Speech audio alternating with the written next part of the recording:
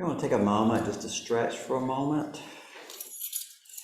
I'll get my keys out of my pocket.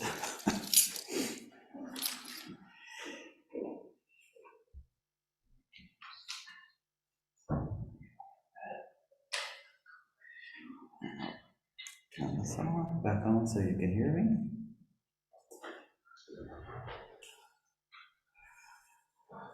Okay.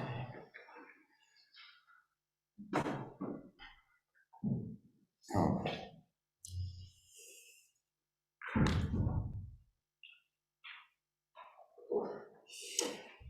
Welcome again. It's nice to see you here. We had a little bit of a water scare before, about an hour before they said there was going to be no water here. So now we do have water here, and so everything's going pretty well.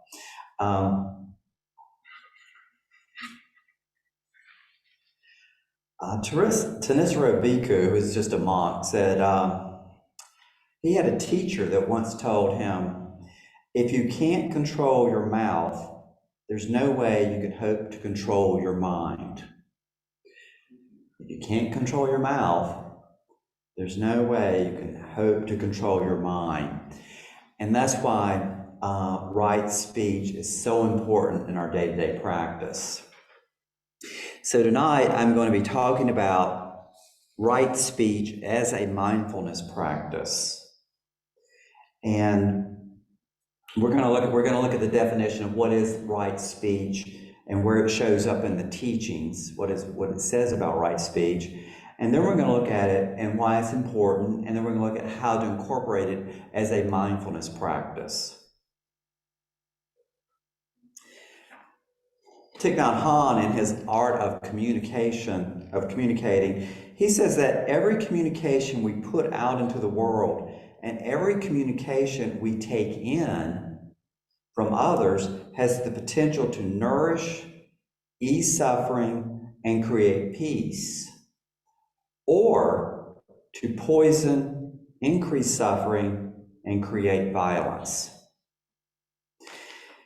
So that's what I want to talk about first, is this idea of I say right speech because that's what's in the Noble Eightfold Path, is the idea of communication. How in the Buddhist time, all they did was talk. Very few people could read or write. So this idea of communication has expanded so much into our time. Just with writing, and I think in our generation, our time right now, with text and emails and Twitter and Facebook, TikTok, bumper stickers, t-shirts, all these ways that we communicate. So it's not just speech anymore, it's communication. And so when I talk about this, it's we want to incorporate this idea of what am I communicating? What messages am I sending out? The Supreme Court just heard arguments about the challenge to a law that protects the social media people from users' posts. I mean, these are people typing, these people communicating. And we have this concept now of what we call influencers. I think influencers have been around since Adam and Eve, but I think now they're just so much more prevalent, and people talk about them and what they're sending out. So, and what we put out there. So when I talk about right speech, I want to be sure and expand this across the concept of communication. So what is this thing called right speech?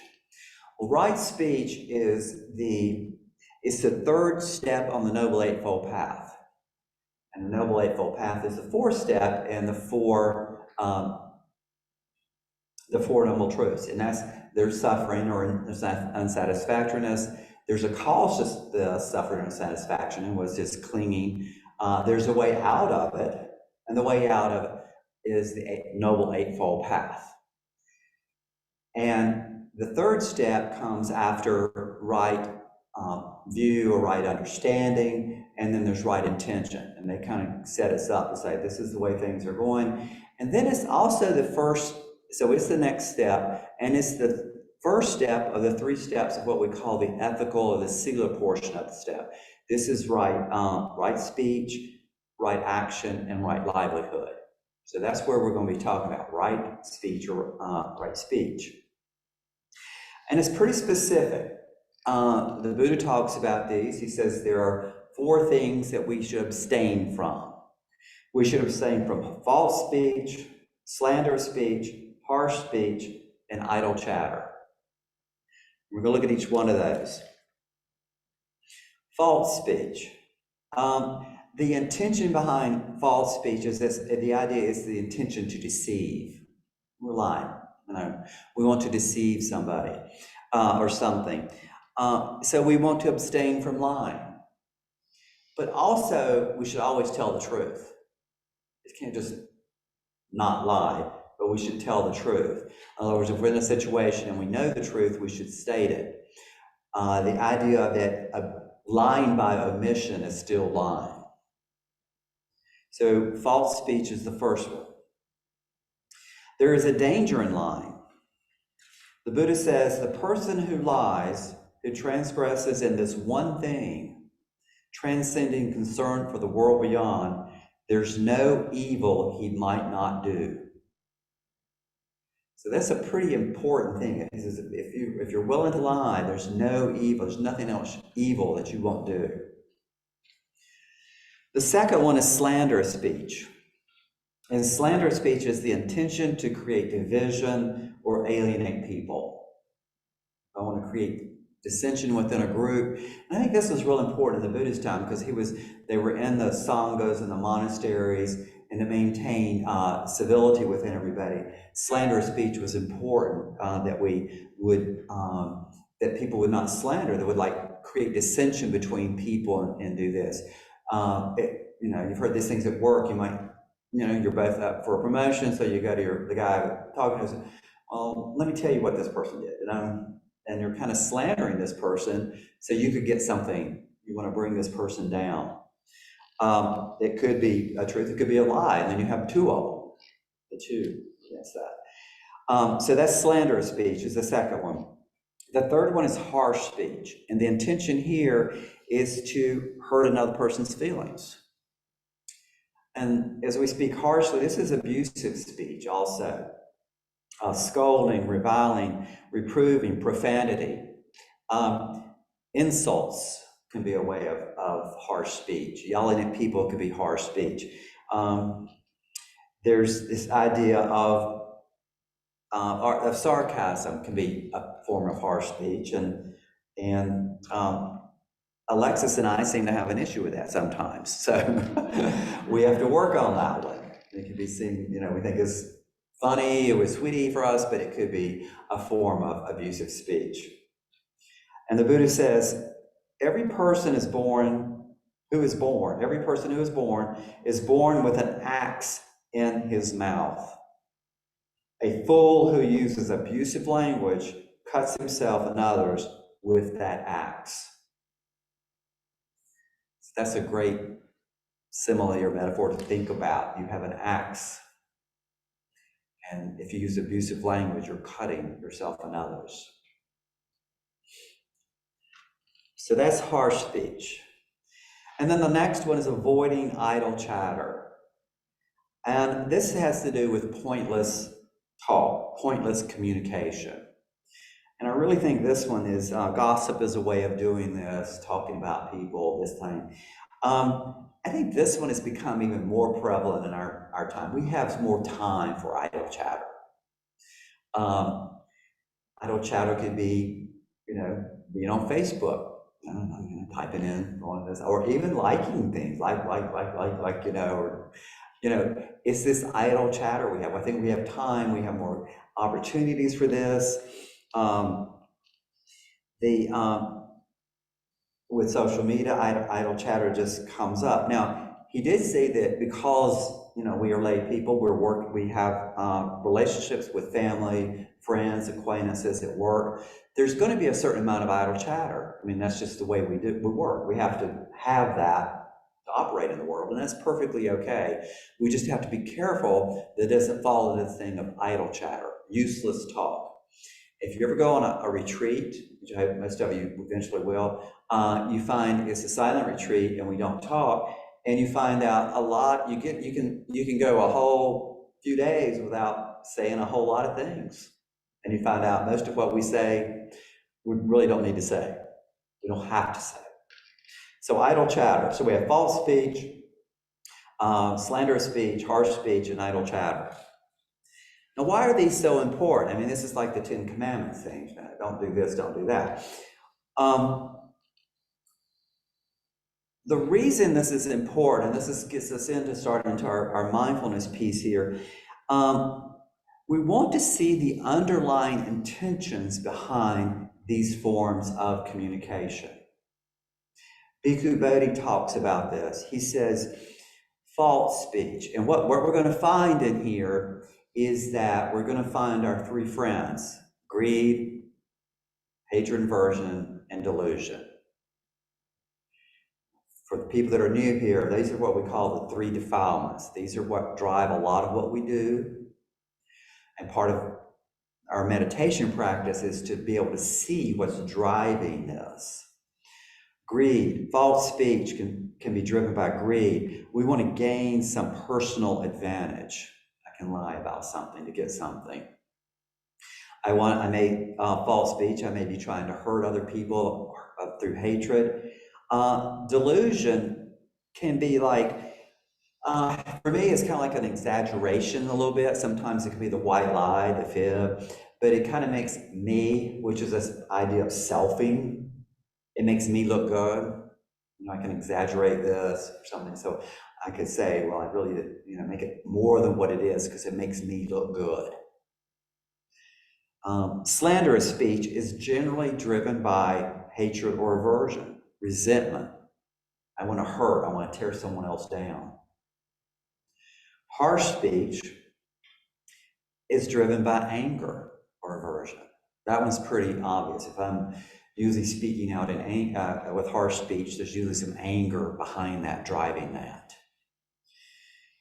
Idle chatter has to do with, he says, Bhikkhu Bodhi says, idle chatter stirs up all the defilements, because you can get going and it's like, it's just delusion. You just keep talking and going on about these things, and next thing you know, you're either, you get into idle chatter, you're lying about something, you're exaggerating something.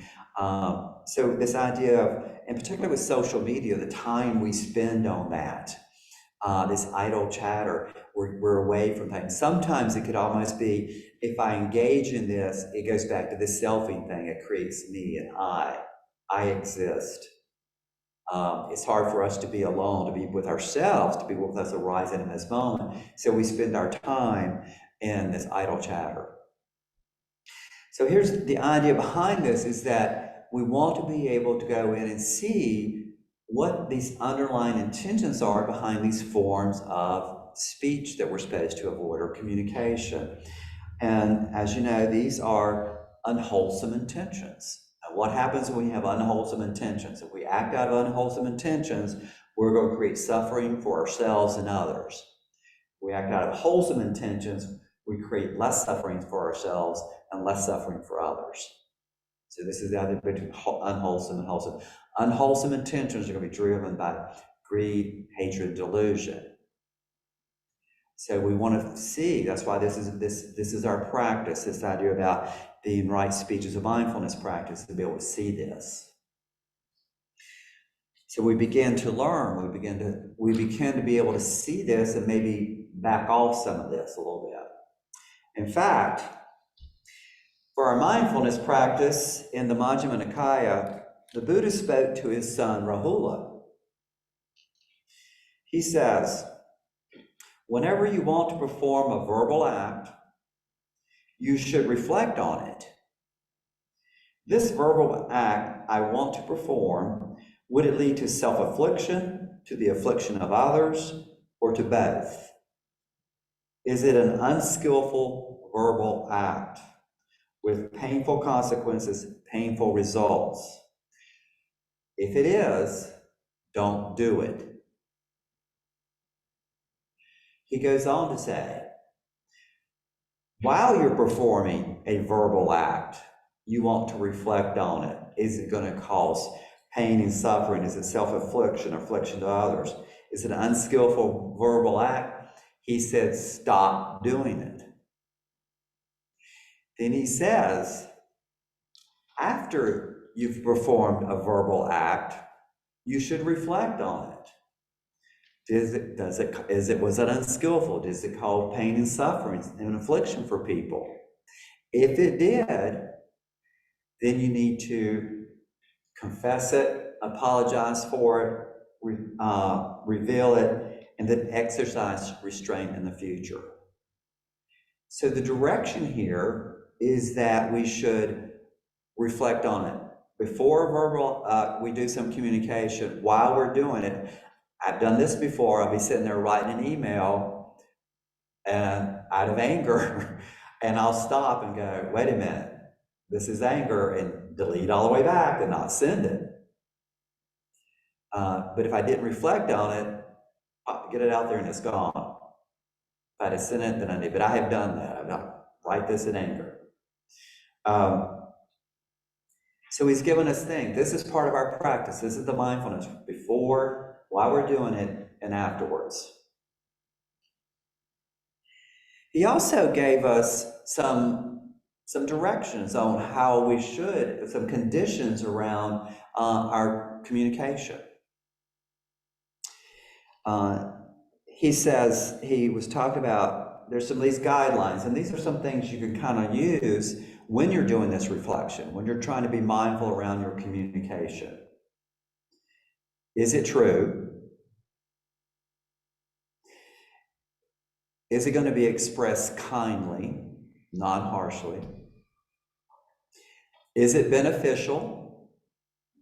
That means it's not causing harm to anyone. Is it the right time to say this? You may have those, it may not be the right time. And then number 5, is it spoken with a heart of goodwill? And that's really the piece about the underlying motivation and intention behind it. If you've seen it, it's not greed, hatred, delusion, then it should be one of the, hopefully it'll be out of a heart of goodwill. So is it true? Is it going to be expressed kindly? Is it beneficial? Is it the right time? And it's going to be spoken with a heart of goodwill. That's what you use as part of your, as you're reflecting on this, these are the ways you can kind of reflect on it. Use these guidelines to reflect on whatever type of speech or communication you're either getting, that you're getting ready to do. And you need to meet each one of these, all 5 of them. Well, it's, it's not going to hurt him, but maybe it's in the right time to say this. Or I'm not going to express it properly. It could be true, but it needs to be all 5 of these. So we have when we think about communication in our practice, we want to avoid false speech, slanderous speech, harsh speech, idle chatter. When we do, we want to reflect on it before, during, and after the communication. We want to look at, does it meet the criteria of being true, express kindly, beneficial, is it timely, and does it have that right intention behind it? And I'll close with what Thanissaro Bhikkhu says, right speech means speaking in ways that are trustworthy, harmonious, comforting, and worth taking to heart. When you make a practice of these positive forms of right speech, your words become a gift to others. Thank you.